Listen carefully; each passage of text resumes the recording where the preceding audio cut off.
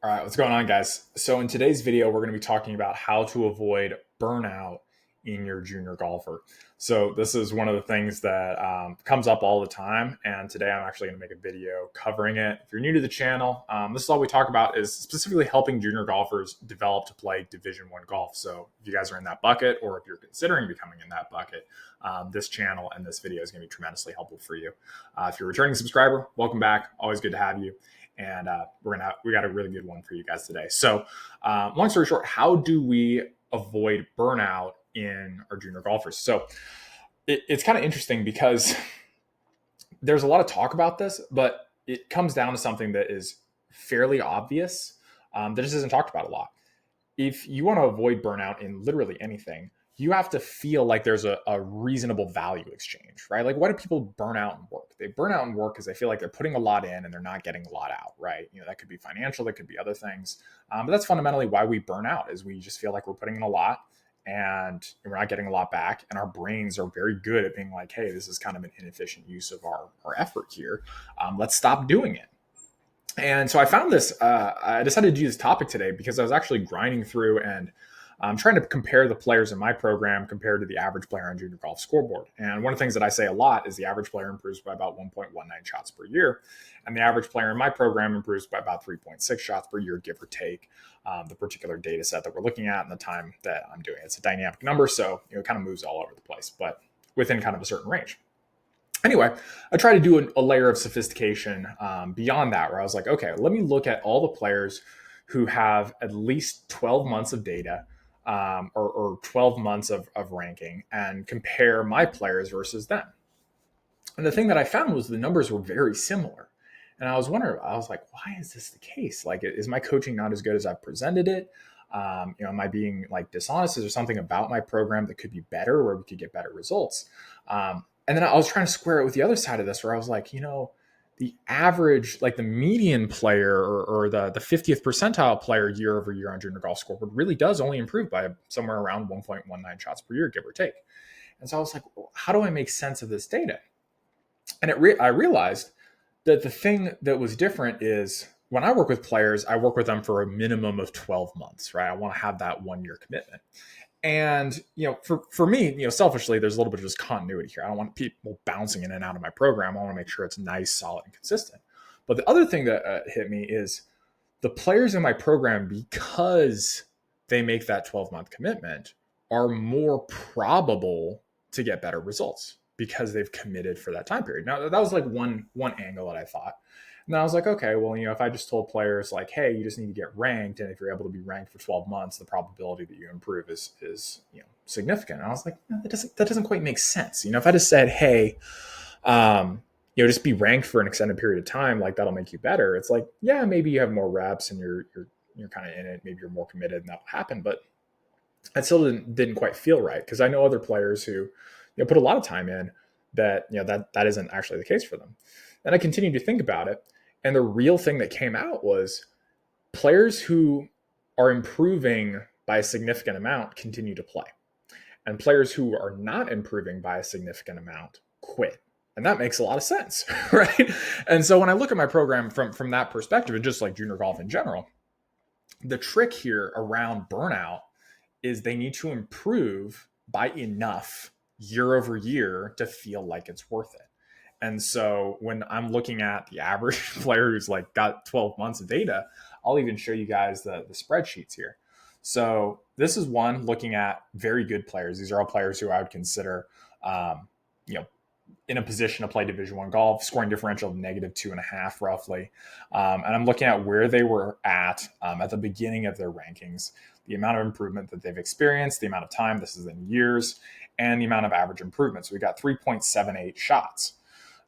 We've got here, I took different ranges of these players. So saying like, hey, what if we have a lower scoring differential? If you have a higher scoring differential, how much does this player improve? So in these cases, these players improved by 2.2, 4, 2.5. To be clear, these are medians, and 5. So the players who are worse, there's definitely a little bit of a bump. But once we kind of get into normal-ish scoring differential ranges, there actually isn't that much of a difference. I didn't grab as many of these for some reason, and I think that skewed this number. But still, you guys can kind of see it's a little bit higher than what we would ordinarily expect as far as that 1.19 shots. But it's still kind of in that range of we've got about 2 shots there. Now again, for these elite players, it's a little bit more. These players are going to go to play Division One golf. It's a little bit more. Now on the other side of this, let's see here. If we just took the median player from 2028, the class of 2028 median scoring differential, we got about 6.98 shots, right? Pull out our handy dandy calculator, and we say we're going to improve by an average of, let's call it, that 3.78 shots that we saw those elite players improving by. And we do that for 3 years. We would get to a scoring differential of negative 4.36, which we know is not true. That's not what happens. It's not every player who's ranked by 2028 ends up going on to play Division One golf. That's not how this works.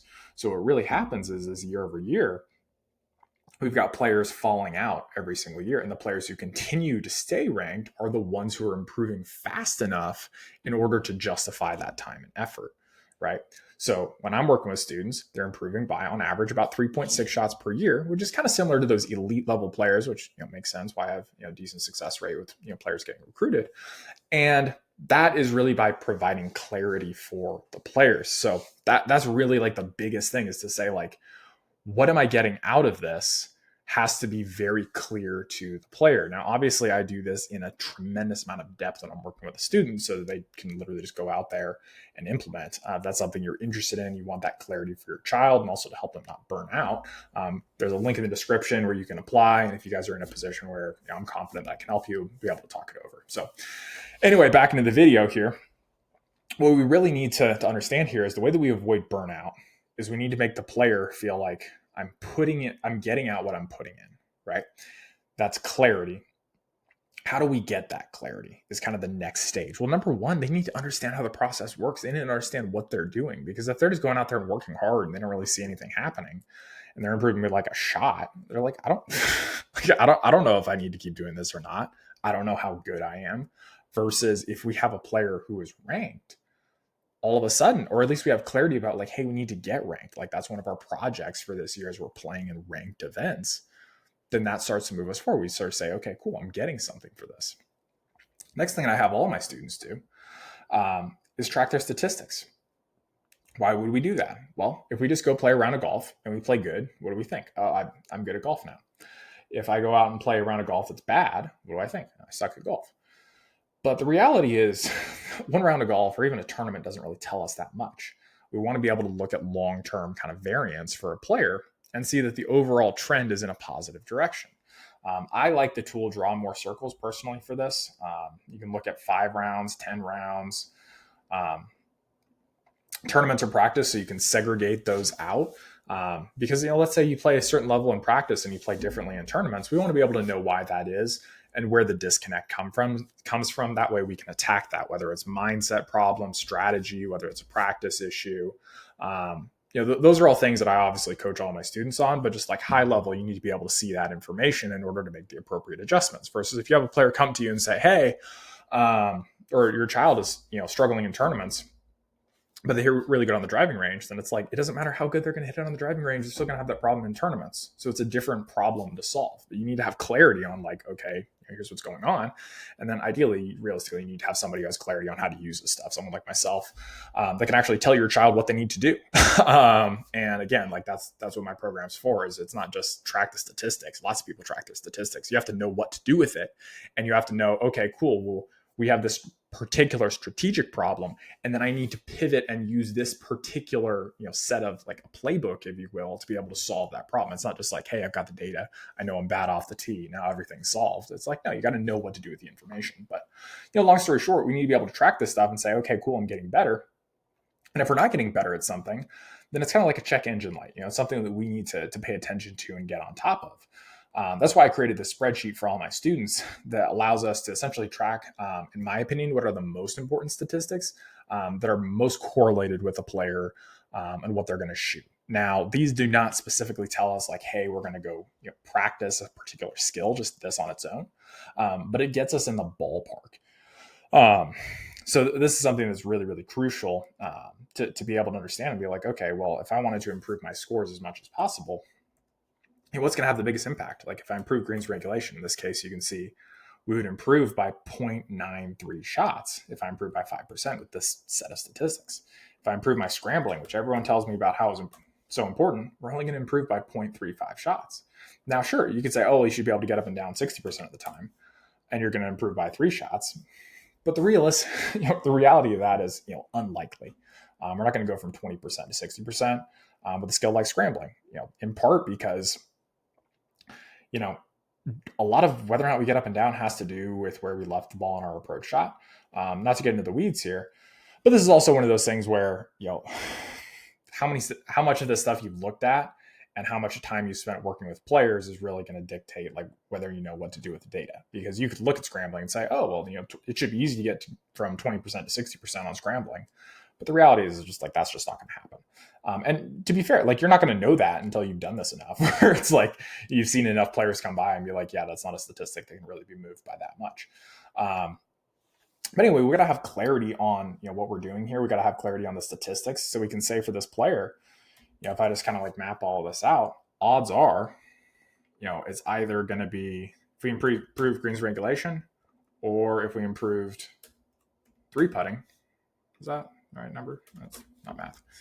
So if we improve 3 putting, it wouldn't help quite as much as if we improve greens regulation. I'm always going to be the type of person that says usually it's going to be penalties and 3 putts first. But in this particular case, for this data set with this many birdies that we're making, greens regulation is actually going to have the biggest impact. Now, if this was a little bit higher, then let's just say for both these data sets, this was a little bit higher. You can see how that statistic changes because what we're saying is like, hey, when we're missing the green, we're actually not getting punished quite as badly, right? So in that case, 3 putting would make more sense. But again, you guys can see here, you have to be dynamic about that. You have to have a framework that you can actually understand all these statistics. You can't just say, hey, I track my stats, therefore I know what's going on. And this is one of the things that is so funny to me where I see parents, or even shockingly enough, some of the parents who jump into my program, where their child will start tracking their statistics and they'll be like, oh, I don't like this. And I'm just like, well, we haven't even done our first practice call. Like you guys need to get on my calendar so we can actually build this out. It's like, well, I know that I'm bad from this distance. Just like, yeah, that's not that helpful. Like, I agree that that's not that helpful. Like you have to know what to do with that data. So again, here, it's not just about tracking the statistics. If you just have your kid track their stats, but they don't see how that's helping them, like you're going to burn them out. Like, absolutely. Like they have to have clarity on, okay, I'm going to track my statistics. Then I'm going to get practice based off those numbers. And I'm going to see my game getting better. And then I'm going to see my ranking improving. And then I'm in a position to actually get recruited and get the thing that I want, right? That's the path that they need to go through, but it all starts from that foundation. There's no one silver bullet. It's not just having the right drills. It's not just about tracking your statistics. It's not just playing about ranked tournaments. It's being able to put those things all together. See, here's how I'm actually moving toward my goal in an objective way, not in like, hey, I feel good about it this particular week, but just like my numbers over time are trending in the direction that I want. That's really the key here. So I think a good example of this is this player that I'm looking at right here, Moses. We started working together back in, June. So we started working together. He had a scoring differential 8.18. And now he's got a scoring differential of 4.35. So he's on pace to improve by about 4 shots over this past year. And one of the things that we did was, you can see here right around, let's say July, August, really, we significantly increased the distance of the golf courses because just based on the data analysis, we'd say, okay, well, you can hit it further. You can play these longer golf courses. You're going to hit it on the green about the same amount. And, here's what we're going to need to do to mitigate that scoring a little bit. But, as you guys can kind of see here, he's been able to continue to keep a similar level of scoring on substantially longer golf courses. And that's resulted in the significant drop in his scoring differential here. So that's really kind of the impact of this stuff is if you're able to track your stats, if you know what to do with those statistics, if you know how to build out the practice, if you know that you're playing in ranked events, your child's going to improve consistently and they're going to be excited to actually get out there and continue to put in the work. Versus if they're not seeing the results, and they're just going to quit. And I think it's also important to understand as a parent, it doesn't mean that your kid doesn't have the discipline to continue on. Their brain is actually kind of pulling the e-brake for them. It's just like, whatever you're doing isn't working here. And so, yeah, maybe there are some people who can just like power through it, but to some degree, that's not even necessarily the most efficient way to do that.